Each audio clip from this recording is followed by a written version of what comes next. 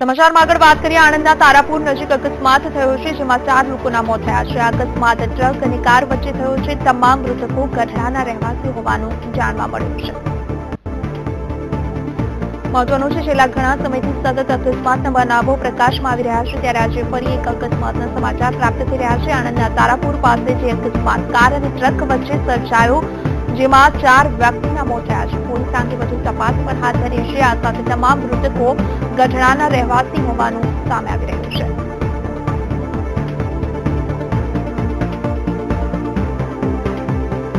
આપણે ફરી એક વખત બતાવી દઈએ કે આણંદના તારાપુર પાસે આજે ફરી એક અકસ્માત થયો છે. ટ્રક અને કાર વચ્ચે અકસ્માત થયો છે. પ્રાથમિક દ્રષ્ટિએ જાણવા મળી રહ્યું છે ખરાબ વાતાવરણના કારણે કે ધુમ્મસના કારણે અકસ્માત થયો હોવાનું જણાઈ રહ્યું છે, પરંતુ આ અકસ્માતમાં 4 વ્યક્તિના મોત થઈ ગયા છે. તમામ મૃતકો ગઢડાના રહેવાસી છે.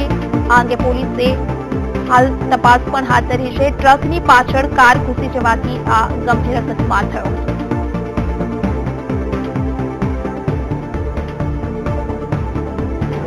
અને હવે સુરતથી એક બ્રેક